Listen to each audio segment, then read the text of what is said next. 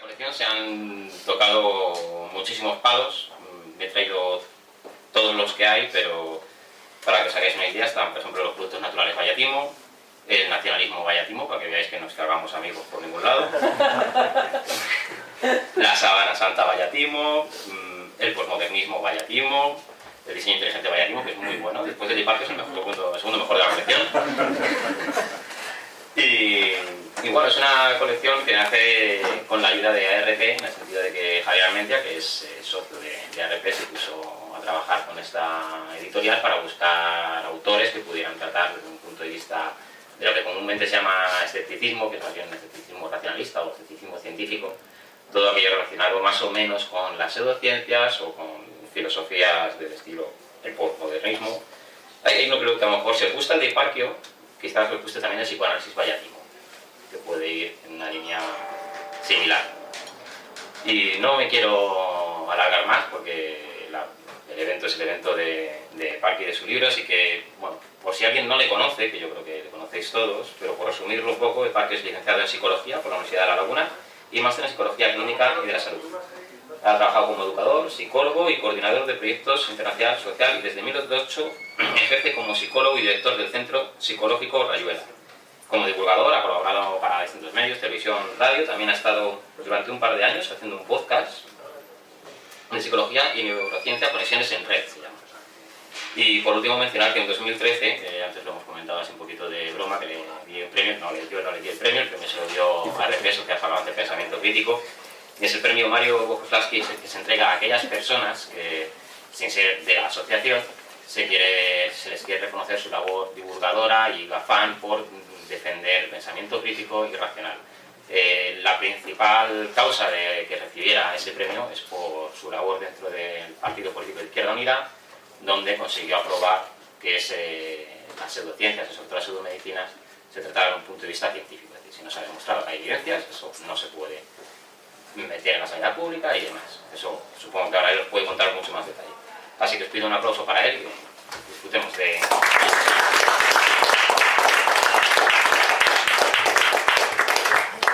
Bueno, primero que nada, gracias a todos y todas por haber venido a este acto. Para mí es muy importante y es muy ilusionante estar hoy aquí en Madrid. Nunca pensé que pudiera sacar un libro y mucho menos venir a presentarlo por aquí, y ahora que estoy pues yendo de aquí para allá por muchos sitios a presentar este libro. Y también quiero agradecer al Círculo de Bellas Artes, Librería Antonio Machado, en especial a Javier, que ha estado pues gestionando esta presentación, pues que enseguida aceptó que presentáramos aquí el libro, y gracias a él y a los compañeros de aquí del Círculo de Bellas Artes estamos hoy aquí. Bueno, como saben, hoy venimos a hablar de los libros de autoayuda Vallatimo, y la primera pregunta es ¿por qué los libros de autoayuda? ¿De dónde surge esta idea? Hace cosa de 2 años, en una conversación con Carlos Álvarez, que es el autor de La Parapsicología Vallatimo, otro título de la colección, hablábamos sobre este asunto de los libros de autoayuda, y yo le comentaba que desde que estudiaba la carrera, muchas personas me vienen preguntando desde hace muchos años pues qué opino de este libro, qué opino de Paulo Coelho, qué opino de Jorge Bucay, qué me parece El Secreto, toda esta historia, y realmente, sinceramente, no sabía qué contestarles, más allá de que me gustara o no me gustara el libro personalmente, no sabía nada sobre si realmente algunos de estos libros podían resultar eficaces para utilizarlo pues como complemento a un tratamiento psicológico, o incluso que el propio libro por sí mismo pudiera servir para resolver algunos problemas, sobre todo relacionados con el campo al que me dedico, que es la psicología clínica. Entonces, pues hablando con él, le dije, mira, yo he mirado algunos por encima, he leído algunos y me parece que hay mucha parafernalia, mucha pseudociencia y mucho buenismo en muchos de estos libros, pero realmente creo que hace falta los libros de autoayuda Vallatimo. Y él me dijo, ¿y por qué no lo escribes tú? Y dije yo, ¿por qué no? Venga, vamos para allá. Pues nos lanzamos, la editorial de Toli aceptó, le mandamos una primera introducción, le gustó la idea, hicimos una campaña de crowdfunding, y eso también es muy importante contarlo. Muchas personas participaron, más de 100 personas participaron en la cofinanciación del libro, y gracias a eso ha podido publicarse. Y bueno, el crowdfunding salió muy bien, al final el libro se publicó, tardó mucho en publicarse porque al final llevó mucho más trabajo de lo que yo pensaba, y en el 20 de marzo de este año, que coincidió, y lo digo sinceramente, de casualidad con el Día Mundial de la Felicidad, se publicó. Me enteré además en el avión de camino a Mallorca, que iba a dar una charla allí, me enteré que era el Día de la Felicidad, pues se publicaba, salía a la venta el libro que ya muchos de ustedes tienen, y si no, pues lo pueden adquirir aquí en la librería al final y esas cosas. Bueno, cuando me puse a leer como un loco libros de autoayuda, aparte de leer los propios libros, me fui a buscar a ver si había material escrito crítico con este asunto, con el tema de autoayuda. Y realmente las primeras sorpresas fue encontrarme con que no hay casi nada publicado. Es decir, muy pocas personas se han ido a analizar el tema de la autoayuda pues como fenómeno desde el punto de vista psicológico, desde el punto de vista del mercado editorial. Hay unos cuantos libros, como el de David Viñas, el Francis Miralles también publicó uno, pero no hay muchos libros que analicen, muchos libros o muchos estudios que analicen este fenómeno que está absolutamente metido en nuestras vidas. Casi todos y todas tenemos en nuestra casa un libro de autoayuda, o por nuestras manos ha pasado en algún momento un libro de autoayuda, o alguien nos ha dicho, mira, me estoy leyendo un libro maravilloso, que me está encantando, o me acaban de pasar una mierda tremenda que me está pareciendo absolutamente absurda, y nos hemos visto metidos en esa conversación, y al final cuando uno se mete en internet, se mete en los foros y busca por ahí, lo que más me encuentro es que todo el mundo ha opinado, pues a mí me encanta este, a mí no me gusta el otro, y yo estaba intentando saber realmente si realmente pueden servir para algo, como les decía. Entonces empecé a analizar el tema de la autoayuda. Lo primero que me encuentro es que, ¿de qué hablamos cuando hablamos de autoayuda? ¿Qué es la autoayuda? Porque autoayuda puede ser técnicamente cualquier cosa en principio, es decir, cualquier libro que nos ayude a hacer cualquier cosa por nosotros mismos podría ser autoayuda. Entonces la autoayuda tal y como la conocemos no tiene más poco más de medio siglo. Empezó aproximadamente en la mitad del siglo XX, con algunos antecedentes, como los libros de Cómo ganar amigos e influir en la gente, de Dale Carnegie, ¿no? O El poder del pensamiento positivo, de Norman Vincent Peale. Y luego llegó Thomas Harris y publicó Yo estoy bien, tú estás bien, que se la petó. O sea, es un libro que ahí se vendieron más de 10 millones de ejemplares, todavía se edita el libro. Ahí nace el mercado de la autoayuda, y nace una idea que está detrás del mercado de la autoayuda, y que es posiblemente la idea que lleva a mucha gente a comprar estos libros. Y es que los libros de autoayuda pueden ser eficaces, pueden servir para acompañar un proceso terapéutico, pueden servir para solucionar algún problema, pero entonces ¿de qué hablamos cuando hablamos de autoayuda? Cuando hablamos de autoayuda como fenómeno de ayuda psicológica, estamos hablando de unos libros dirigidos principalmente a aumentar la satisfacción con la vida en general. Es decir, uno se lee uno de estos libros para que a través de sus reflexiones o a través de poner en práctica las técnicas que le proponen, uno pueda mejorar su bienestar, pueda conseguir la felicidad, si es que eso existe, mejorar su satisfacción vital y cosas así. Además tiene una serie de características que son libros en general muy sencillos, y esa es una además de las causas que hacen que los libros sean tan atractivos para muchas personas. Los libros además nos dan herramientas y parten de una idea fundamental, y es tú puedes. Todos los problemas se pueden solucionar, y además se pueden solucionar por ti mismo, no necesitas otra ayuda. Esa es la idea básica de los libros de autoayuda. Si un libro de autoayuda te dijera, no, tienes que conseguir primero 60.000 euros antes de poder sacar tu empresa adelante. Sí, vale, pues menuda ayuda, ¿no? Necesitas pues participar, hacer una protesta social, lo que sea, para poder cambiar pues una situación económica o una situación política que es la que está generando que tú estés en desempleo en gran medida. Pues eso no es un libro de autoayuda. El libro de autoayuda parte de una idea fundamental, y es tú puedes. ¿Qué pasa? Que para eso necesita reducir los problemas, casi todos los problemas, a sus manifestaciones subjetivas, a cómo yo siento las cosas o cómo yo veo las cosas. Hasta el punto de plantearnos en muchos libros que todo depende de cómo veamos las cosas y todo depende de cómo sintamos las cosas. Y en su máxima cúspide, ¿no?, de los libros que explotan esto al máximo, encontramos, por ejemplo, El secreto de Rhonda Byrne, que nos viene a decir que existe una ley de atracción universal y que todo, absolutamente todo lo que nos pasa, viene atraído por nuestro pensamiento. Si pensamos en positivo y pensamos que vamos a ganar dinero, pues nos llegarán cheques literalmente, sí, nos llegarán cheques al buzón de casa con dinero.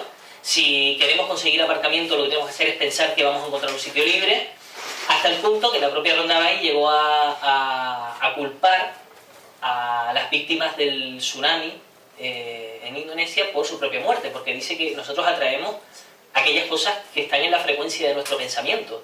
Entonces, si esta gente murió por el tsunami es porque estaba atrayendo el tsunami con su mente, por lo tanto, no es culpa suya.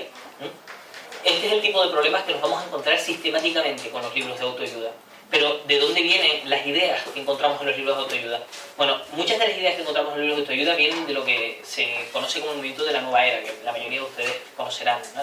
La New Age, ¿no? Un movimiento muy sincrético, muy polifacético, que toma ideas de todas partes, desde el orientalismo hasta ideas sufíes, hasta los gnósticos, rosacruces, ahí se mezcla de todo, precisamente porque era un movimiento que planteaba la autonomía por encima de todo, es decir, no queremos a los grandes poderes, sean cuales sean, luchamos contra los estados, luchamos contra las empresas, luchamos contra las farmacéuticas, luchamos contra todo lo que suponga un poder, ¿no? Otra cosa es que se entiende también por poder, porque a veces se entiende por poder cualquier cosa, ¿no? Y se cae en la conspiranoia. Entonces, vamos a apostar por la autonomía y todo lo que venga que sea alternativo al poder nos vale. Entonces, pues empiezan a aparecer terapias alternativas, empiezan a aparecer ideas religiosas de todo tipo, no aceptamos iglesias, sino que cada uno crea su propia espiritualidad. Además eso está muy bien porque no tienes que sufrir los sacrificios de tener que ir a misa o rezar 5 veces al día, sino que te creas tu espiritualidad a medida y tú te impones tus propias normas y haces lo que te da la gana, básicamente, que además tranquilizas la conciencia y no pierdes bienestar, ¿no? Entonces, la nueva era tiene mucha culpa de lo que encontramos en los libros de autoayuda, ¿no? Los primeros libros eran, aparte de los libros de Carnegie y estos libros, los primeros libros que nos encontramos, los grandes autores, pues por ejemplo nos encontramos a Louis L. Hay, que muchos conocerán, ¿no? Aquel libro de Usted puede sanar su vida, que yo cuento en el libro que cuando yo estudiaba POU, tuvimos un profesor que era nuestro tutor además, que era un tipo así muy simpático y que siempre quería alegrarnos el día, entonces un día nos dejó un calendario de Louis L. Hay en la mesa y cuando empezaba el día, pues alguien iba y leía la frase del día, ¿no? Todo, si piensas en las flores obtendrás felicidad. Y ya está, y ya te alegra el día y empiezas el día supuestamente con otra actitud y cosas así. Bueno, pues así estuvimos un año, ¿no? Leyendo las frasecitas de las narices todos los días. Pero claro, Louis L. Hay te viene a plantear algo que también plantean estos libros. O sea, bajo la idea fundamental de que todo lo que te pasa lo atraes tú y todo está en ti, pues también la enfermedad la traes tú. O sea, ¿cuál es la causa del cáncer? ¿Cuál es la causa de muchas enfermedades? Pues ciertos bloqueos que tú mismo te impones, ¿vale? Que no dejas fluir tu pensamiento o que no elevas tu conciencia o cosas así. Entonces todo se reduce a elevar tu conciencia para conseguir ya no solo la salud psicológica, sino la salud física, hasta el punto que se acaba culpando a las personas que sufren el cáncer de su propia enfermedad. Aparte de decir que, bueno, que nosotros antes de nacer elegimos el lugar y el momento que nacemos porque somos seres del universo y ese tipo de cosas, ¿no? Cuando yo cuento esto, a veces me dicen, joder, pero es que te vas a los libros más esotéricos, más místicos, más radicales, ¿no? Pero hay muchos autores, hay muchos expertos que están escribiendo libros de autoayuda que son psicólogos, que son médicos, que pueden servir, ¿no? Muy bien, efectivamente. Y quizá esos son los libros, entre comillas, más interesantes. Pero la pregunta sigue en el aire. Realmente, por muy, digamos, entre comillas, científico que sea el libro, aunque se base en propuestas científicas, solamente leyendo el libro yo voy a poder solucionar un problema. Porque esa pregunta sigue estando ahí. Porque quizá el libro me propone, por ejemplo, hacer terapia, y algunos libros, muy recientemente además, se están publicando libros que están basados en la terapia cognitiva, que es una terapia que se ha demostrado eficaz para el tratamiento de muchos problemas psicopatológicos. Pues realmente solamente con leer el libro que se basa en la terapia cognitiva, esto me va a servir. Desgraciadamente no hay pruebas. No hay pruebas, es decir, un autor escribe un libro basado en lo que le da la gana, a veces en temas científicos, pero eso no quiere decir que yo consiga resolver mi problema leyendo el libro o que yo por mí mismo sea capaz de aplicar las técnicas. Porque una de las cosas que a veces se ignora sobre la terapia psicológica es que los tratamientos, incluso los tratamientos que están basados en una serie de técnicas, luego las técnicas se adaptan a cada realidad de cada persona. Realmente el tratamiento psicológico, ¿qué es? El tratamiento psicológico es utilizar el tratamiento psicológico que se basa en la evidencia. Utilizar tratamientos que han demostrado ser eficaces, terapias que han demostrado ser eficaces, pero luego ir adaptándolas a la realidad de cada persona. Porque ¿qué pasa? ¿Qué nos encontramos? Que sí, que hay personas que leen los libros de autoayuda y se sienten mejor. Y ahora hablaremos un poco de eso. Pero también hay personas que leen los libros de autoayuda, y esta es la parte que no sale, que no se sienten tan bien. Recuerdo, por ejemplo, una vez una amiga que me llamó que había leído El camino de la dependencia de Jorge Bucay. No sé si lo han leído, un libro fantástico y maravilloso. Y después de leer el libro, me llamó desesperada diciéndome, oye, ¿qué opinas tú de este libro? Eso fue antes de que yo escribiera este. Le dije, pues no lo sé, no lo he leído. Dice, es que me siento culpable de mi ruptura sentimental. Es decir, después de leer el libro, tengo la impresión de que me ha ido como el culo en mi relación de pareja y ha sido porque es que yo no he sabido hacerlo bien, porque todo está en mí, porque todos son mis propios traumas, mis propios problemas, y me siento súper mal. Entonces, esto me recuerda a lo que ocurre ahora con el tema de la emprendeduría y la creación de empresas, que siempre nos hablan de las empresas que les ha ido muy bien. Un chico invirtió, tuvo una idea fantástica, montó una página web y le fue muy bien. Pero nunca se habla de las miles de personas que, siguiendo ese ejemplo, también invierten, también montan páginas web o proyectos que se quedan por el camino, ¿no? Solo conocemos, es una especie de cherry picking, solo conocemos una serie de casos, los casos de éxito, ¿no? Entonces, también ocurre que los libros de autoayuda pueden ser iatrogénicos, pueden provocar a veces más problemas de los que pueden solucionar, si es que pueden solucionar alguno, ¿no? Al final, ¿qué tenemos? Tenemos que no hay pruebas de que los libros de autoayuda sean eficaces. No las tenemos. Y sinceramente, y esto yo lo repito una y otra vez, a mí me encantaría que las hubiera. Me encantaría. Yo me dedico a la consulta clínica. Yo me dedico a tratar y ayudar a personas que tienen pues, determinados problemas de todo tipo. A veces crisis vitales, a veces problemas psicopatológicos. A mí me encantaría tener una serie de manuales con los que yo pudiera utilizar con las personas que vienen a la consulta. Es decirle, mira, aparte del tratamiento, toma este manual, toma este libro, que este libro nos va a ayudar con el tratamiento. De hecho, existe una serie de textos que se han demostrado eficaces cuando se utilizan digamos, como una parte de un tratamiento psicológico. Pero esos textos no tienen absolutamente nada que ver con lo que encontramos en las secciones de autoayuda. Esos son textos elaborados específicamente, investigados, que se han ido adaptando para ver hasta qué punto pueden ser eficaces, y se ha encontrado que algunos textos pueden ser eficaces cuando los complementamos a la terapia psicológica. De hecho, hacen que la terapia sea más corta, que incluso con una terapia puntual y el libro se puedan resolver algunos problemas. Por ejemplo, pues se pueden mejorar síntomas depresivos, etc. Pero esos textos no tienen absolutamente nada que ver con lo que encontramos en las librerías. Pero ¿y por qué no tienen nada que ver? ¿Por qué no tienen nada que ver? Porque la autoayuda es un negocio. Esa es la idea fundamental final de todo esto. La autoayuda no busca vender soluciones. La autoayuda es un negocio que se retroalimenta a sí mismo vendiendo magia simpática. Libros que nos dicen lo que queremos escuchar, libros que nos dan ideas que pueden coincidir con nuestras ideas previas, libros que nos infunden a veces esperanza, o como lo llamaríamos en psicología, cierta ilusión de control. El libro me dice tú puedes, además toma estas herramientas, yo me siento ahora como más capaz. Mi autoeficacia, que diría Van Durán, mi autoeficacia percibida aumenta. Y eso hace que me sienta mejor. Sin embargo, ¿eso significa que esa técnica o que eso que me propone el libro va a ser eficaz? Pues a lo mejor lo único que me provoca es un alivio temporal. Y eso puede provocar además que yo tarde mucho más tiempo en ir a un tratamiento eficaz, con todos los problemas que puede traer eso, que eso es similar a las terapias llamadas alternativas, ¿no? Entonces, la autoayuda es un negocio. La autoayuda es el negocio de vender esperanza, de vender ilusión de control. De que la persona cuando lo lee diga, ostras, pues, soy capaz. Pero ¿qué pasa? Que muchas veces no es capaz, entonces se va al siguiente libro, que le promete el secreto maravilloso para solucionar sus problemas. Y otra vez lo vuelvo a poner en práctica y otra vez fracasa, y muchas veces me encuentro con personas que vienen a la consulta después de haberse leído 3, 5, 10, 20, o personas que te dicen, yo soy muy fan de la autoayuda, yo he leído libros fantásticos. Digo, entonces ¿por qué sigues comprando más? Es la pregunta que yo me hago. Si has encontrado un libro maravilloso, se supone que ya no necesitas más, pero se siguen comprando uno tras otro, porque este método es mejor y el otro es mejor. Es como lo que ocurre con las cremas estas de antiedad, ¿no? Que cada 2x3 sale otra mejor, ¿no? El detergente que lava más blanco, este va a lavar todavía más blanco.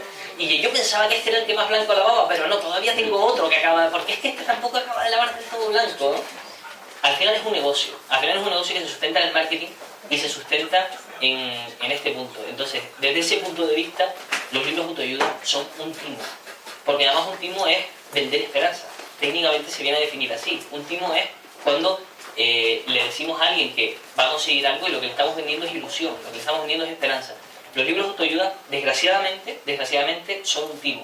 Y yo deseo, me encantaría que desapareciera toda esta parafernalia de autoayuda, que a veces pues, está imbuida de técnicas pseudocientíficas, constelaciones familiares, enneagramas, colorterapia, gematerapia, y homeopatía y todo este tipo de cosas, y que tuviéramos libros realmente que podamos decir, oiga, léase usted este libro, que este libro le va a ayudar con su problema, este libro le va a servir.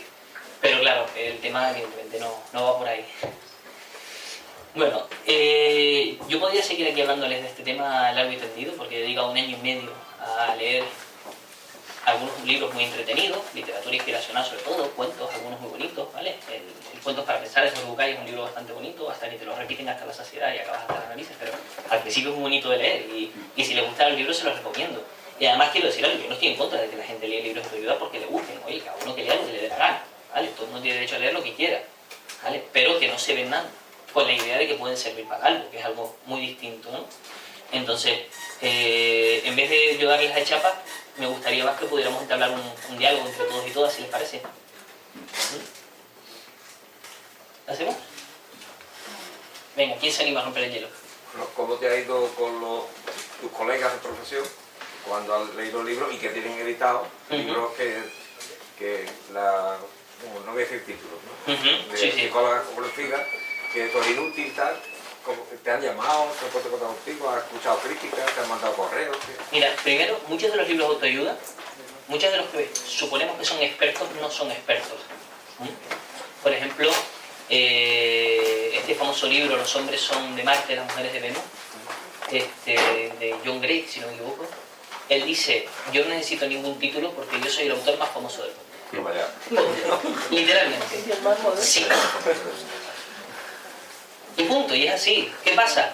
Que se le considera un experto. ¿Por qué? Porque sale en los medios de comunicación, porque es entrevistado por grandes personalidades, porque vende muchos libros, porque tiene una página web. Tienes una página web y eres un experto. Saben que funciona así. Y luego hay otros que sí que están escritos por psicólogos, psicólogas, médicos, fisioterapeutas, luego coaches, ¿no? Que ese es otro tema si quieres hablamos después, el coaching. ¿Y qué ocurre? Ocurre que sí que los hay, sí que hay libros, y hay libros realmente interesantes, ¿vale? Hay libros que no tienen toda esa pseudociencia detrás. Pero ¿qué pasa con esos libros? Que nos encontramos con un problema, es decir, ¿estás diciendo que tu libro va a servirle a la gente para solucionar su problema? Es posible que algunos sí, y es posible que otros no. Y es posible que algunos mejoren por el libro y otros que mejoren por otras razones, ¿vale? Porque su problema es un problema limitado en el tiempo, como puede ser, por ejemplo, un duelo psicológico, ¿vale? Si a mí se me muere alguien familiar cercano, pues voy a estar una temporada mal y luego me voy a recuperar, salvo que llegue a un duelo patológico que se alargue mucho por alguna razón. Entonces, el duelo va a desaparecer con o sin libro, ¿vale? Entonces, pues tienes que meditar, ¿vale? Sí, pues a lo mejor meditar me puede ayudar, pero por ejemplo tenemos estudios hoy en día que nos dicen que la meditación puede ser eficaz para reducir el estrés en personas que no tienen ningún tipo de trastorno, pero que no es más eficaz que bailar tango argentino. Y entonces yo personalmente prefiero bailar tango argentino, no sé ustedes, francamente, y que prefiera meditar que medite, evidentemente, o sea, no está mal. Pero hay algunos psicólogos a los que les ha gustado la idea, psicólogos y psicólogas, porque en mi profesión la mayoría son mujeres, y hay otros a los que no les ha gustado nada, lógicamente, ¿vale? Me han llegado algunas críticas, no de autores, pero sí de personas que dicen, es que no se puede meter todo en el mismo saco. Evidentemente no se puede meter todo en el mismo saco, en ese tema estamos de acuerdo, ¿vale? No es lo mismo un libro de Luis Hay, por ejemplo, que un libro de Salvando las distancias, pues Rafael Santandreu, por ejemplo, puede escribir algunas cosas interesantes, pero a la hora de hablar de eficacia no hay diferencias entre ellos, francamente. Una pregunta que nos estamos haciendo aquí todos. ¿Los libros de Punset son de autoayuda o de autoayuda? Porque es un fenómeno un poco borderline también, ¿eh? O sea... Bueno, no sé si conoces el significado borderline en psicología. No, pero es el fenómeno, ¿no? Sí, vale, el fenómeno, no a la persona, claro. Mira, Eduard Punset, yo creo que Eduard Punset hay que reconocer una cosa, ¿vale? Y creo que hay que ser francos en ese sentido. Muchas de las personas que nos hemos interesado por la ciencia nos hemos interesado viendo redes. A mí me ha pasado, ¿vale? Yo soy un ejemplo de persona que empezó viendo algunos capítulos de redes y dije, joder, esto está guay, hay cosas súper interesantes, esto de la ciencia no es tan aburrido como lo venden, ¿no? Está claro también que teniendo los fondos que tenía Punset detrás para hacer redes, cualquiera es un programa que funciona, vamos, tampoco hay que ser muy malo para ser un programa que funciona teniendo una financiación grande detrás, ¿no? ¿Qué ocurre? Que Punset es un empresario. Sí, Punset básicamente tiene un negocio, que es el negocio de la divulgación, y hay muchas personas que se dedican a eso, y es muy lícito que lo tengas, cuidado. Pero ¿qué ocurre? Yo tengo la impresión de que Punset ha ido derivando hacia la autoayuda, ¿vale? ¿Cómo se llama el libro de la felicidad? El camino de la felicidad, ¿no? No, la fórmula. La fórmula de la felicidad, efectivamente. La fórmula de felicidad es un repaso. En algunos temas yo no sé, porque yo pues, temas de biología, de etología y tal, que yo no controlo tanto, y me parecen que son bastante rigurosos, a lo mejor no lo son, no lo sé. Y hasta ahí pues bien, es decir, hace un repaso bastante interesante, pero al final, la conclusión final de por todo esto yo tengo la fórmula de la felicidad que es esta, acabas de pegar un salto, amigo. Es una fórmula matemática. Es una fórmula mágica, es una fórmula pseudocientífica, pero no nos tenemos que ir a Punset, ¿eh? No nos tenemos ni siquiera que ir a Punset, que al fin y al cabo no es un psicólogo, no es ni siquiera un investigador de nada de esto. Un ser es un divulgador, es un empresario, es un político. Ahora mismo hay una movida bastante tocha, bastante abierta, que es el tema de la psicología positiva, que está generando una polémica tremenda, donde pues investigadores y gente con mucha reputación y gente muy seria incluso, está haciendo investigaciones y está elaborando propuestas para la felicidad, o para el bienestar subjetivo, que es como lo llaman ahora. ¿Qué es lo que ocurre? Lo que ocurre es que muchas de las propuestas que están lanzando no tienen ningún tipo de base científica o han sido desmontadas. Por ejemplo, ahora además estoy escribiendo un post sobre eso para la próxima semana, una propuesta que era el cociente de crítico de positividad o algo así de Barbara Fredrickson, ¿no? Que utilizó pues unas ecuaciones diferenciales y una historia de la teoría del caos y toda una movida y tal, que a priori, claro, es que eso no lo entiende ni Cristo. Un psicólogo normal, ¿vale? Como puedo ser yo, con una formación más o menos básica, no entiende ese tipo de matemáticas, ¿vale? No entiende ese tipo de modelos. Pero tuvo que venir el ínclito Alan Sokal a decir, oiga, esto es, con perdón, una gilipollez. Esto no hay por dónde cogerlo. Que por cierto la respuesta de Fredrickson es bastante graciosa, ¿vale? A ver si me da tiempo unas próximas semanas y luego lo publico, ¿no? Entonces, Punset, autoayuda, sí, Punset. Ahora mismo haciendo autoayuda y su familia ya ni te pregunta. Todavía Punset, mira, pero lo que escribe su hija... La niña. Donde está claro que es autoayuda para ellos. Total. Sí, yo estoy convencido de que la autoayuda funciona sobre todo para las editoriales y los autores. Eso no parece. Oye, la definición de... Es que, vamos, una de las cosas que dices es que no hay una definición de felicidad, no hay una definición de bienestar. Si esto es el elemento clave de este tipo de libros, ¿no tendría alguien que dar, no ya una fórmula, sino por lo menos una definición? Ahora el tema de la felicidad está de moda, esto va por rachas, ¿no? Hubo una época en que era el tema de la salud, los productos light, ¿no? ¿Te acuerdas? Luego vinieron los radicales libres, ¿no? El tema de la alimentación siempre estaba por el omega 3, ¿no? Ahora, en temas de psicología, desde hace 10 años, desde que empezó lo que se llama el movimiento de la psicología positiva, que empezó a finales del siglo XX, principios del XXI, el tema de la felicidad está de moda. ¿Qué ocurre? Que cualquier libro, aunque esté escrito por psicólogos y por investigadores, que hable en su portada de felicidad, de entrada, está faltando la verdad. ¿Por qué? Porque los propios investigadores, de entrada, empezaron intentando definir la felicidad y se encontraron con que la felicidad, la mayoría de ellos han llegado a la misma conclusión, la felicidad es un mito. La felicidad es imposible de definir porque no existe algo que podamos definir como felicidad. ¿De qué hablamos cuando hablamos de felicidad? Hablamos de sentirnos bien, hablamos de tener emociones positivas, que entonces ser feliz, que estar siempre sintiéndote bien, por lo tanto tengo que estar evitando siempre sentirme mal. Esa es una idea muy generalizada, ¿no? ¿Y qué nos encontramos? Nos encontramos, por ejemplo, como me he encontrado yo, a personas que en pro de sentirse siempre bien, pues no resuelven los conflictos, sino los meten debajo de la alfombra, intentan estar todo el día quitando pues aquellos pensamientos que le provocan tristeza o que le provocan ansiedad o cosas así, y al final se meten en una guerra que todavía es peor que sentirte mal, que es la guerra por no sentirte mal, porque es que se supone que es que uno tiene que estar siempre sintiéndose bien. Hay otros que hablan de que ser feliz pues es un estado, es un proceso, es algo que no se acaba de conseguir, pero es que la felicidad como tal es un mito. Entonces, como ellos, los propios investigadores de la psicología positiva, han visto que la felicidad es imposible de definir, ahora hablan de bienestar subjetivo, que es realmente de lo que hablan la mayoría de investigaciones. Pero nos seguimos encontrando con el mismo problema, que es el bienestar subjetivo. Sentirse bien, hacer cosas que para uno tienen sentido, porque podríamos hablar, por ejemplo, de vida significativa. Hay una serie de cosas que a lo largo de mi vida se van volviendo tan importantes que se convierten en valores. Desde el punto de vista psicológico, ¿de qué estamos hablando? Estamos hablando de aquellas cosas sin las que no estoy dispuesto a vivir. Por ejemplo, pues no estoy dispuesto a vivir sin intentar ser un buen psicólogo, por ejemplo, ¿no? O intentar currarme las cosas que hago. Y eso es un valor para mí. Y cuando hago ese tipo de cosas, me siento satisfecho, aunque a veces hacer esas cosas me provoque estrés, me provoque o no tenga ganas de hacerlas o cosas así. Entonces, seguimos con el mismo problema, con el bienestar subjetivo.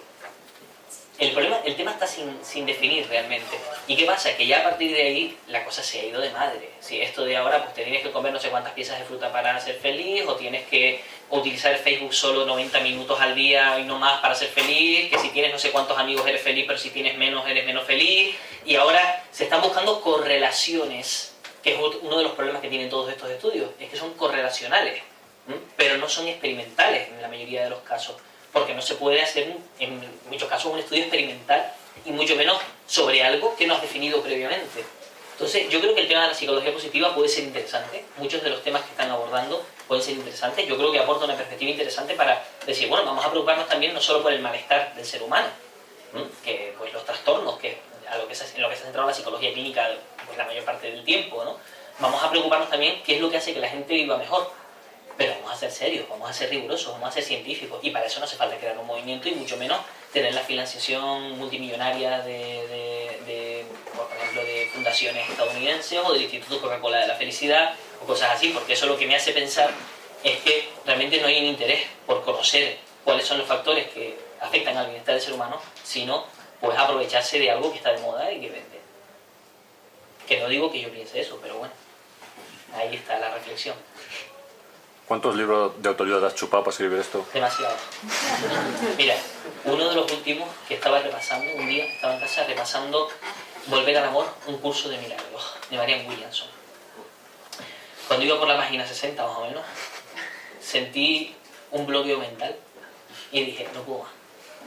Como siga leyendo esto, me voy a colgar o voy a meterle fuego a todo esto porque no aguanto más. O sea, no puedo seguir leyendo basura machista, porque ese libro está lleno de basura machista, de mentiras históricas y de una persona que, desde mi punto de vista, tiene un grave problema de personalidad y que ahora viene a decirnos que la solución de todo está en Dios.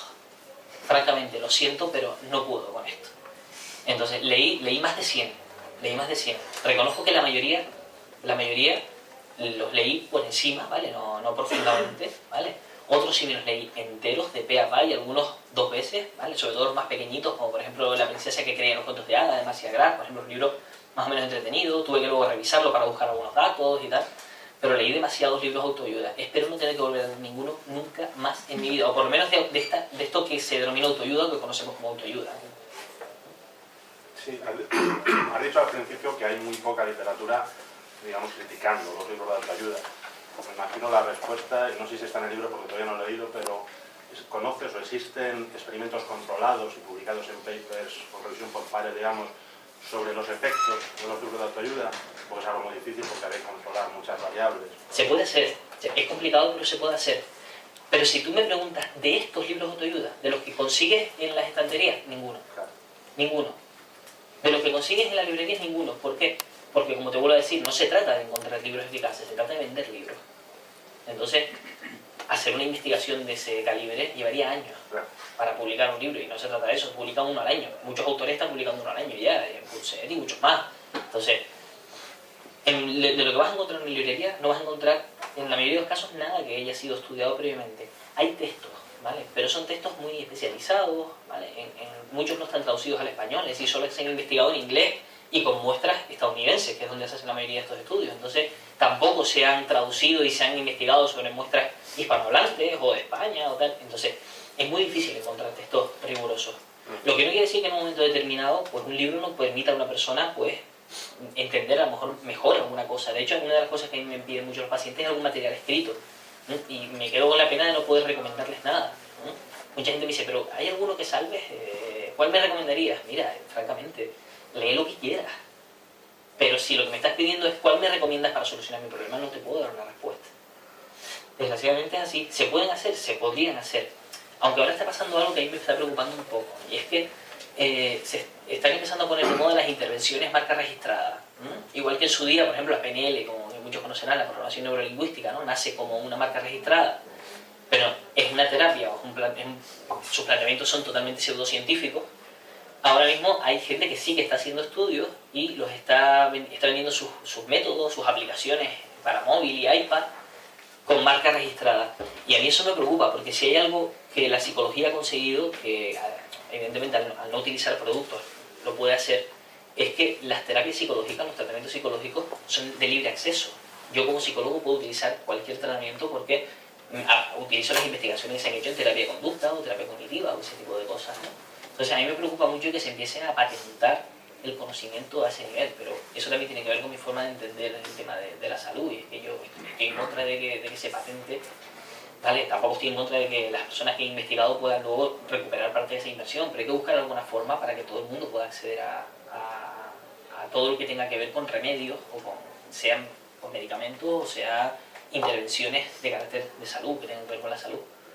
¿No? Lo único que eso es otro debate y tiene más que ver con cuestiones ideológicas que científicas. Patio, Sí. enhorabuena, no he leído el libro, pero Gracias. era un libro necesario, pero espero verlo, empezar hoy. Quería preguntarte, ¿has pensado en hacer un ranking entre autoayuda basura y autoayuda literatura y autoayuda como genios del humor, por ejemplo? Y como culpabilizadores también. ¿Cuál te la más? Esa pregunta tiene muy mala leche, ¿verdad? No, mira, ahora la semana que viene va a salir una entrevista que me acaban de hacer para la agencia Sync y me preguntaban lo mismo, es decir, ¿harías un ranking de los peores, los autores que más daño han hecho? No, además sería hipócrita por mi parte hacer algo así, es decir, te puedo dar mi opinión de los que más me gustan o de los que menos me gustan. ¿Vale? Este libro del Volver al Amor, el curso de milagros y tal igual me pareció de lo más insufrible que he leído. Hay otros autores que yo pensé que me iban a parecer más interesantes, como es Hartul, por ejemplo, El Poder de la Hora, que también me pareció insufrible. Personalmente me pareció horrible el libro. Luego hay otros que me sorprendieron, por ejemplo, muchos libros, sobre todo los que son más de cuentos o cosas, pues hay cosas que son más, se pueden leer mejor. También es mejor leer un cuento que un tipo que te está dando doctrina todo el rato. Entonces, a mí, por ejemplo, hay algunos textos de Bucay y pocos más, ¿vale? Sobre todo el Cuentos para Pensar es un libro que me gustó mucho, pero de resto, Dios vuelve a una Harley. La historia de aquella pobre mujer que se encuentra a Jesucristo en una playa montado en una Harley. Es duro, ¿eh? Es duro. Yo entiendo que haya personas a las que les gusten esos libros, sobre todo personas que no sean muy exigentes, que no digamos que no tengan mucha exigencia a la hora de leer literatura. Pues hay una literatura que es más entendible, que utiliza un lenguaje más sencillo y tal. Y también está bien que todo el mundo pueda disfrutar esos libros, pero un ranking de los mejores y de los peores no me atrevo, ¿eh? Desgraciadamente no te voy a contestar.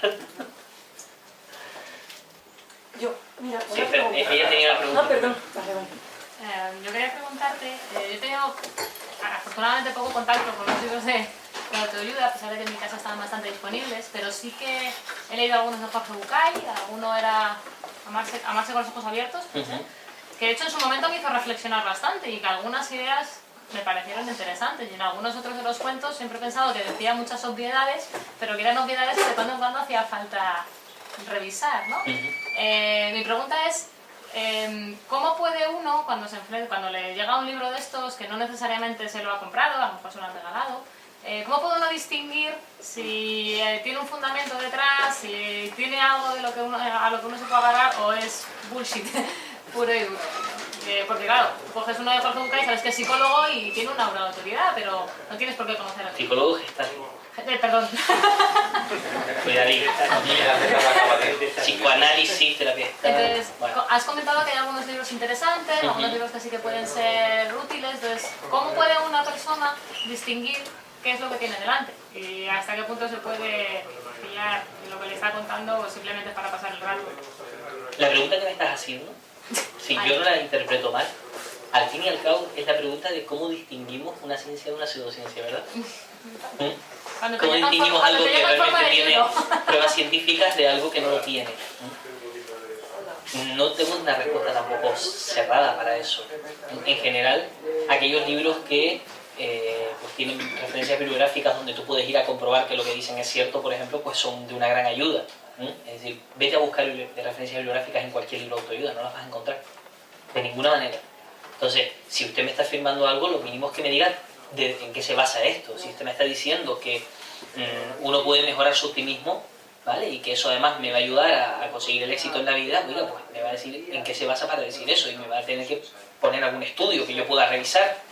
Entonces, en general, un criterio desde un punto de vista interesante es que cualquier libro, entre comillas, de autoayuda, que te ofrezca una explicación de todo y que tenga la solución para todo, cuidado. En general, cuidado, porque no hay soluciones para todo.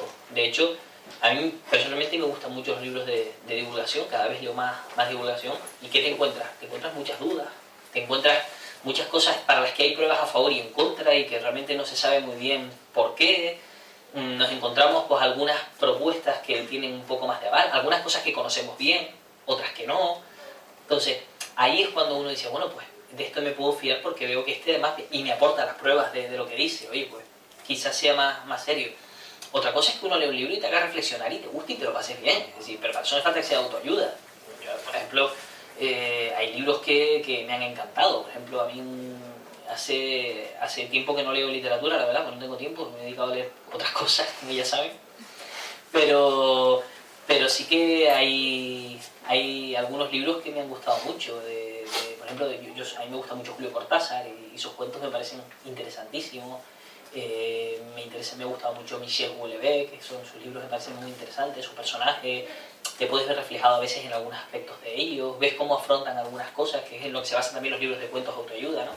Y a lo mejor eso me puede servir para aprender algo, oye, pues puede ser que sí, para reflexionar sobre una idea, sobre mis propios valores, oye, pues está bien, ¿vale? Sean de autoayuda o no sean de autoayuda. ¿Significa que esto me va a servir para, otra vez volvemos a lo mismo? No necesariamente. Igual me lo paso bien mientras me lo leo y luego vuelvo a llegar a mi mierda de vida, con mi mierda de trabajo, con mis problemas, con mi situación personal, con un trastorno que tengo que no sé dónde viene porque escucho voces o cosas así, es decir, esas cosas pasan. Entonces, volvemos a lo mismo siempre. Pruebas, y hasta que no tengamos pruebas, ya veremos. ¿Había otra pregunta por ahí? Sí, al hilo de lo que había dicho ella de la patología... Sí. Vale, perdón. El tema es que yo me pregunto si realmente luego hay gente que tiene una patología X, la que sea, y que necesita saber cómo se llama para sentirse encajado con una etiqueta o más cómodo o como para conocerse a sí mismo, y si eso es bueno, malo o aconsejable o... Yo te voy a hablar de mi experiencia, ¿vale? Que puede ser real o no, es mi experiencia, ¿vale? Yo me encuentro personas, por ejemplo, que cuando tú les dices, mira, lo que te pasa tiene este nombre, dicen, uff, no estoy loco, ¿vale? Ostras, esto le pasa a un montón de gente, no soy el único, esto además tiene solución, joder, pues bien, ¿vale?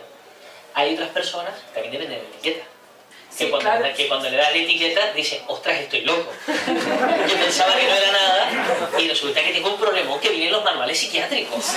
¡Wow!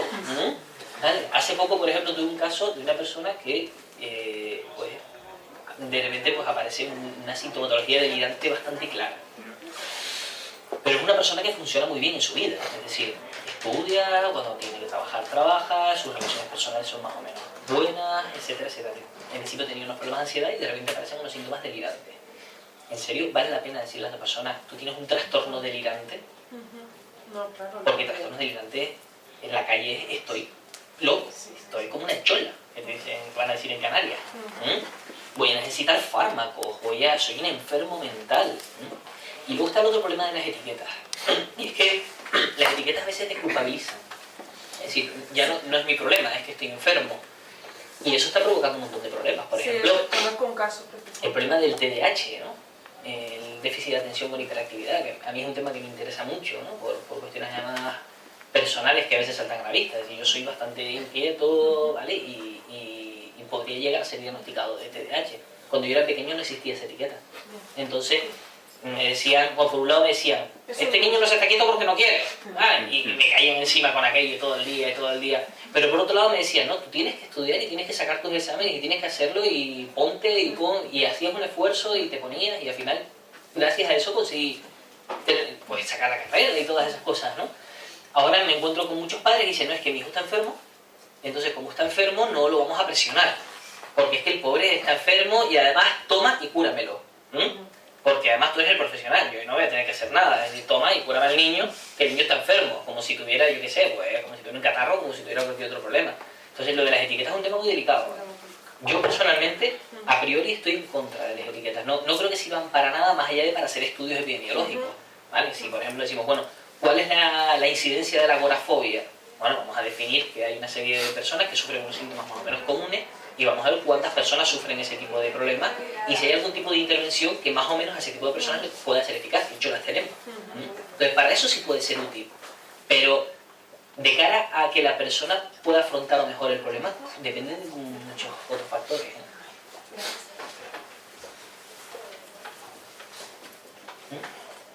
Sí. Bueno, estado hablando al principio así del tema de los que se dedican a todos estos temas de autoayuda, sea escribiendo libros, sea con actividades lúdicas de fin de semana, donde la gente se va por ahí a granjas, donde hacen toda clase de actividades, de cursos de lo más variado, ¿no?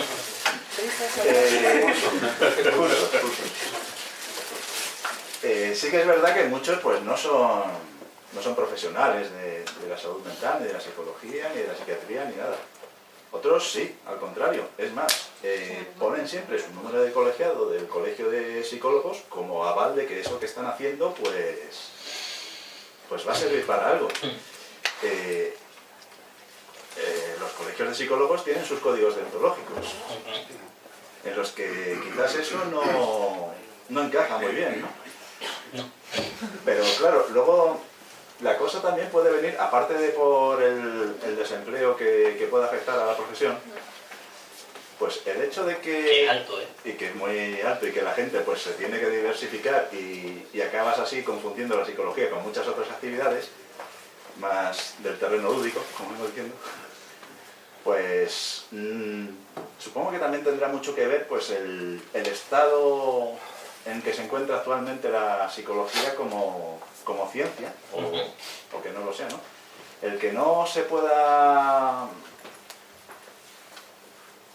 El que no exista, pues eso, ¿no? Una serie de paradigmas, de teorías sustentadas por la experimentación y demás, pues también puede llevar a eso, porque sí, como digo, pues nos puede recordar también a la medicina, a la física o a cualquier otra ciencia básica o aplicada, pues hace un siglo o 2 siglos, pues cuando la gente se tiraba por ramas muy diferentes, que la mayoría fueron vías muertas y ahora pues tienen más o menos un paradigma establecido que todo el mundo sigue.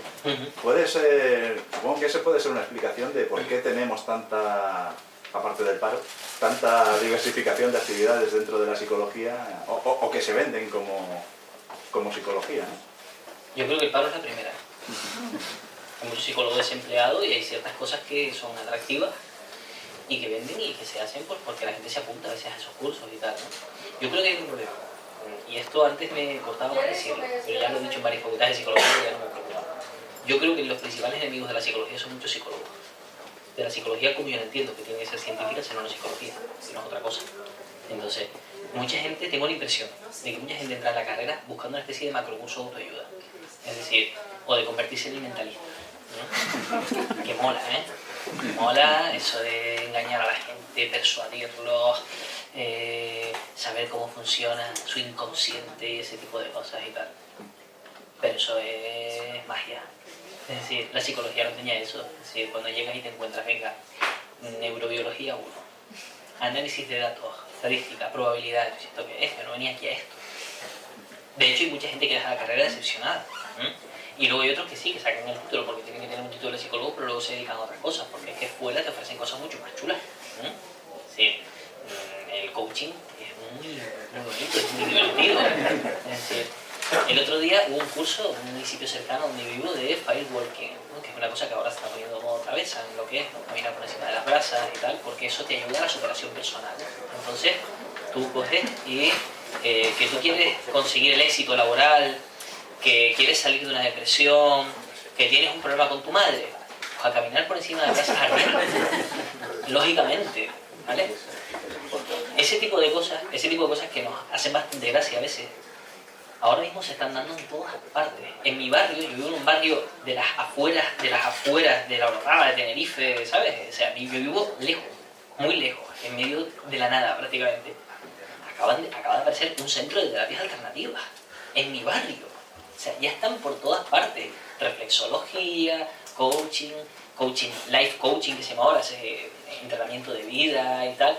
De repente personas no profesionales se están dedicando a decirle a la gente cómo tiene que vivir. O vendiéndoles magia, como te decía antes, para hacer las cosas.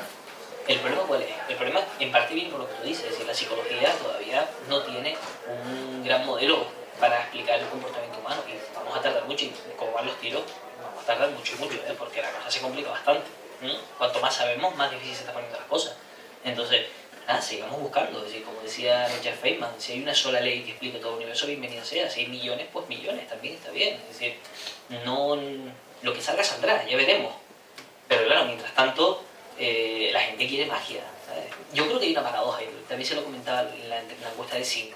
Yo creo que a lo largo del siglo XX, la ciencia y la tecnología nos ha permitido conseguir cosas que eran impensables. Hemos erradicado enfermedades, hemos viajado a la luna, hemos conocido, ahora mismo estamos estudiando los quarks y todas esas cosas, que Ismael sabe mucho de eso, ¿no?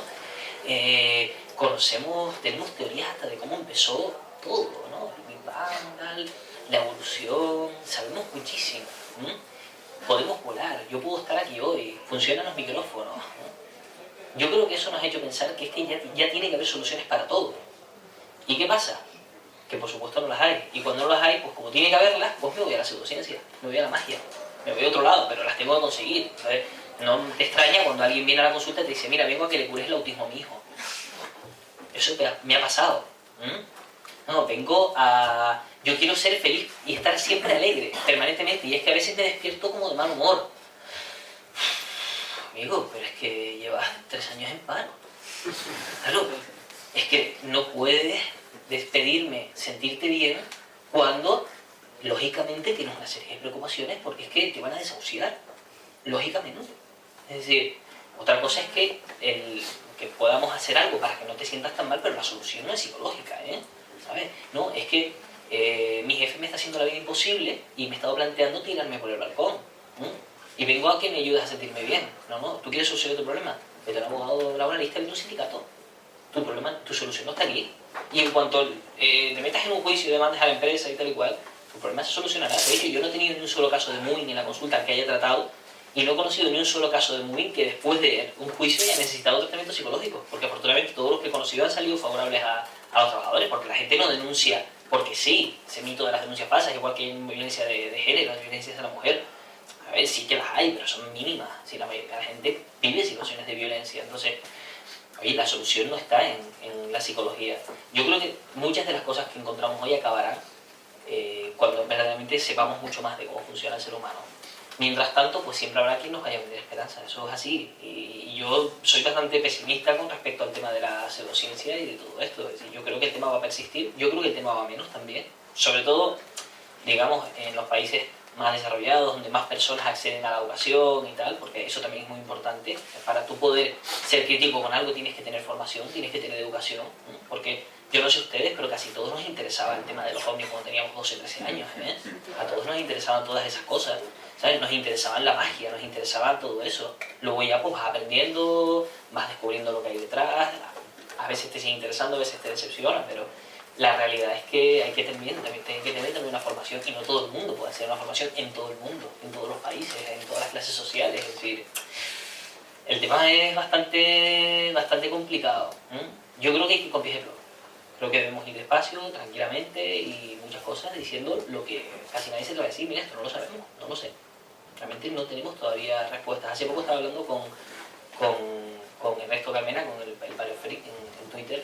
Estamos hablando de genética y tal, y le hacía algunas preguntas, él contaba bastante de esto y me decía, mira, es que no sé, de esto no se sabe el papel todavía de la genética, en cómo puede llegar a influir, tenemos hipótesis, algunas cosas que sabemos más, otras que menos, pero me comentaba que yo no sabía que ni siquiera se había identificado el gen de la altura, de la estatura. Pues si la estatura todavía no se ha secuenciado el genoma y no sabemos cuál es el gen que nos hace ser más altos o más bajitos, imagínate lo que llamamos inteligencia, que no tenemos muy claro lo que es, porque es un constructo, o la personalidad, o la ideología. Es bastante complicado, ¿no? Pero yo creo que también es interesante. Por fin tenemos una herramienta que es la investigación científica para meternos en el conocimiento del ser humano. Pues vamos para allá. Me llama un poco la atención lo que acabas de decir, que las pseudociencias van a menos, sobre todo en los países más desarrollados, ligado a la formación y tal. Yo tengo la impresión de que va a menos. Yo no. Bunge tampoco, de hecho, hace poco lo dijo, que precisamente se da la paradoja que las clases más formadas se da más pseudociencia porque la conocen, es decir, la sanación pránica no la conocen en Vallecas, es decir, la conocen en California, en ese sentido, también no sé, por ejemplo, los libros de autoayuda en general, ¿tú crees que va menos? Yo creo que hay bastante más autoayuda, más variedad. cada vez encontramos en internet lo ha fastidiado todo, es decir, ahora en internet cabe de todo. Entonces, pero también cabe mucho escepticismo, y muchos de los que estamos ahora mismo haciendo, digamos, escepticismo activo de alguna forma, no habríamos podido hacerlo sin existencia de internet y conocer a gente como Ismael, como el RP, como contactar con gente para poder sacar adelante aquella resolución. Yo creo que hay un movimiento escéptico creciente. Pienso, a lo mejor me equivoco, pienso que el tema de la pseudociencia va menos, pero creo que no se va a erradicar porque también cada vez sabemos más sobre los mecanismos psicológicos que nos hacen creer en cosas raras, en la ilusión de causalidad, la ilusión de control, etc. Lo que antes comentabas, la incertidumbre, ¿no? La incertidumbre, pues buscamos métodos para reducir la ansiedad ante la incertidumbre, preferimos tener una explicación a no tenerla. Nos resulta mucho más creíble una explicación simple que una explicación más complicada. Y sobre eso sí que tenemos estudios. Entonces, digamos que existe una cierta tendencia a buscar explicaciones y si no las encuentras, pues te vas a cualquier cosa, ¿no? Entonces, yo creo que va a ser difícil, va a ser bastante complicado. Yo creo que nunca se va a erradicar del todo. Pero sí, por ejemplo, se pueden tomar ciertas medidas políticas, ¿no? En ese sentido, yo, por ejemplo, me considero una persona laicista y creo que todo lo que se hace en el ámbito público no debe estar basado en dogmas de fe ni en creencias irracionales, ¿vale? Y de ahí, por ejemplo, el tema de la homeopatía. Yo creo que es una barbaridad que se plantee que la homeopatía entre la sanidad pública o que se vaya a convertir ahora en un medicamento, por ejemplo. Pero creo que en el ámbito privado todo el mundo tiene que tener derecho a hacer lo que le dé la gana. Es decir, y el Estado ni nadie puede intervenir ahí. Es decir, todo el mundo tiene el derecho a utilizar la homeopatía. Lo que también tiene el derecho a que se le informe de que la homeopatía no sirve para nada. Que aún así tú quieres utilizarla, estás en tu derecho, ¿de acuerdo? Entonces, yo creo que se pueden ir tomando ciertas opciones adaptadas a la realidad que tenemos hoy en día, ¿no? A lo mejor pues algún día se podrá tener pues una educación escéptica desde la escuela, ¿vale? En pensamiento crítico, y a lo mejor pues muchas de estas cosas acaban desapareciendo o aparecerán otras nuevas, no lo sé. Yo no soy muy buena haciendo pronósticos, no soy Nostradamus tampoco. Así que, y no me gusta. Tampoco acertado. Ya, ¿sabes? Al final. Bueno. Sí, vamos a ir terminando ya porque nos estamos alargando un poquitito, terminamos con las una palabras. pregunta, disculpa, no sé si es una pregunta que tengo hace tiempo, igual lo he llegado en el libro que no he leído. ¿Paulo Coelho existe o son los padres? Paulo Coelho es una publicación en Facebook, como todo el mundo sabe. Paulo Coelho existe y se considera el escritor más importante de Brasil y además tiene algunos premios de la UNESCO y de la Academia de las Letras de Francia, si no me equivoco. Y es un tipo que se encanta a sí mismo. Paulo Coelho se encanta a sí mismo. Hace 3 años estuve en Buenos Aires y en la Feria del Libro de Buenos Aires, que es una de las más importantes de América Latina, había sido invitado a Paulo Coelho. Y que no sé muy bien, nunca he sabido realmente si se pronuncia Paulo Coelho o Paulo Coelho, también lo digo. La pronunciación de ese dígrafo en portugués es muy complicada. Es muy complicada, ¿no? Yo que debería aprenderla, no. Todavía no me la sé. Está entre una N y una I. Me acabas de dejar mejor. Pues se había montado ya el pifostio en Buenos Aires porque un sector de los libreros decían, pero ¿cómo van a traer a este tío a una feria del libro, que es un cantamañanas y tal? Y otros estaban encantados porque hay mucha gente que lo sigue y iba a ir a verlo y a comprar sus libros. Entonces, pero existir creo que sí existe. Yo no lo he visto, pero hay gente en la que confío que me asegura que existe. Sí, ¿consideras que la psicología, en relación con ciertos registros también de la psiquiatría, funcionan a veces, incluso más a menudo de lo que podamos imaginar, como medios de control social de las personas? Que estoy pensando, por ejemplo, en el desarrollo de los movimientos, o del movimiento general, digamos, de la antipsiquiatría, que ha tenido...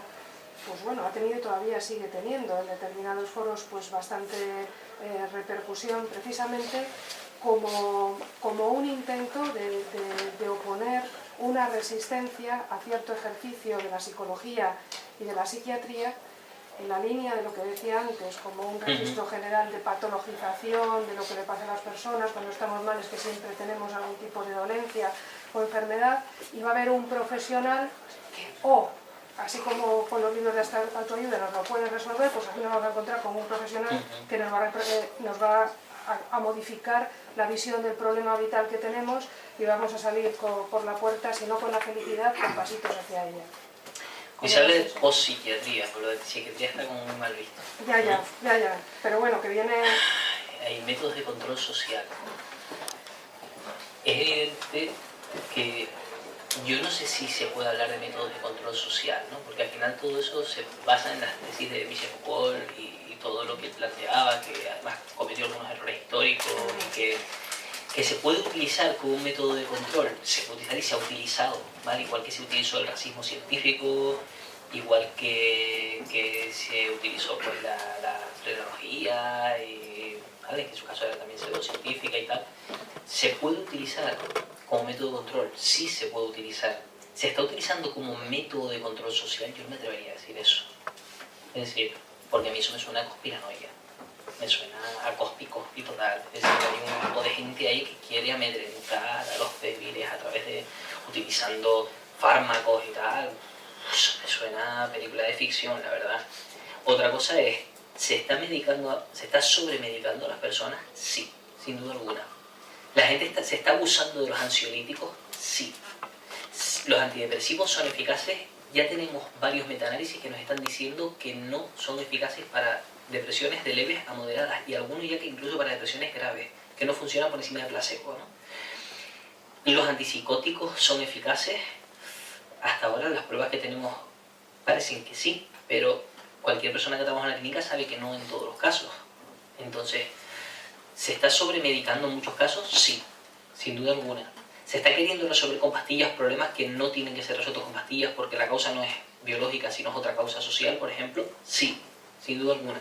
Eso está pasando. Y yo creo que ese es uno de los campos ahora mismo de batalla más importantes. Que eso se esté utilizando para controlar a la gente, no lo creo. Yo creo que se está utilizando para lo lógico que es hacer caja. Porque los psicofármacos son los medicamentos más vendidos, más recetados y que más se financian desde la seguridad social. Entonces, me resulta más fácil entenderlo en la propia dinámica del mercado capitalista que de una especie de conspiración de control social, francamente.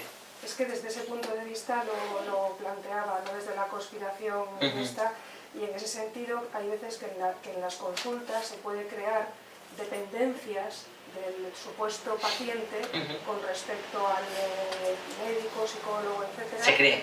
De manera que en vez de fortalecer un poco en la medida de lo posible las posibilidades que tenga la persona de desarrollo interior, estamos diciéndole, vuelva usted aquí, que tiene que seguir dando un paso, que yo le voy a decir cuál es. Entonces estamos pasando a dirigir a las personas en el fondo. Y diciéndole a la gente cómo tiene que vivir, efectivamente. Eso es muy grave. Eso está pasando. Eso es gravísimo. Y eso es gravísimo. Estoy de acuerdo. Ahí me refería. Estoy de acuerdo. Es decir, una pregunta que debería ser, no poder existir en una consulta de psicología es, ¿esto que estoy haciendo es correcto? Depende. ¿Correcto para qué? Es decir, ¿qué quieres conseguir?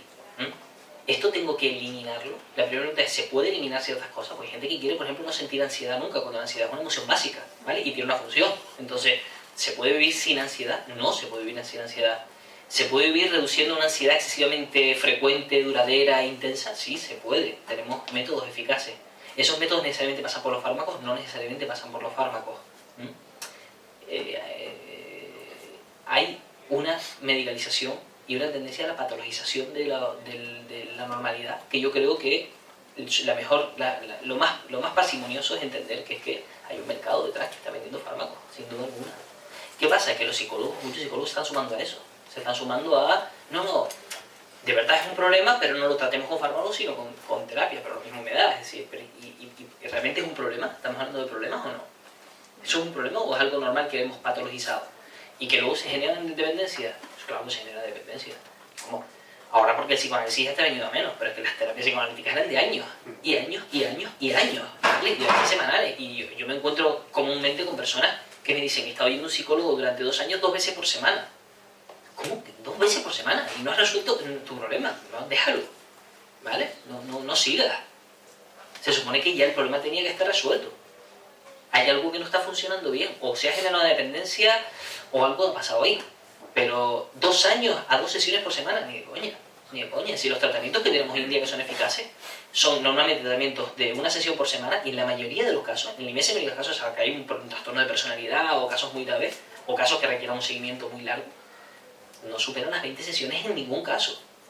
Entonces, yo tengo un post en el blog, que es 10 claves básicas para elegir un buen psicólogo, que es el post más visitado con diferencia del blog, y por el que un montón de gente me escribe, porque la gente me escribe para contarme sus experiencias con los psicólogos. Me cuenta un señor el otro día, por ejemplo, que iba con su pareja a una terapia que llevan ya 5 años, se está planteando ya cómo dejarlo, porque a lo mejor el tema no está funcionando. Dice, no, leyendo el post me estoy planteando que es que a lo mejor esta no es la vía. Y digo, bueno, pues sí, quizás no es la vía. Si llevas 5 años y todavía tienes que ir, algo no está yendo bien. Otra cosa es, ¿se puede conseguir la magia que la gente a veces busca una consulta de psicología? No. O sea, se trata de que tú vivas como quieras vivir, de la forma con el menor sufrimiento posible, ¿vale? Pero es que a veces no es posible eliminar todo sufrimiento y a veces hay que plantearse también que hay cosas que están ahí, el dolor está ahí, la tristeza está ahí, son emociones, tienen una función. Lo que voy a intentar es que la tristeza no sea el centro de mi vida, ¿vale? Si tengo que pasar por un tramo, pues paso, ¿vale? Y eso a veces es difícil explicar a la gente, porque la gente viene buscando magia, desgraciadamente. Y Alejandro Jodorowsky, ¿qué opinas? No opino. Cuidado que la cámara está grabando, ¿eh? O sea, un tipo que hace una cosa llamada psicomagia, ¿qué voy a opinar? ¿Sabes? Yo creo que el tipo es un gran artista.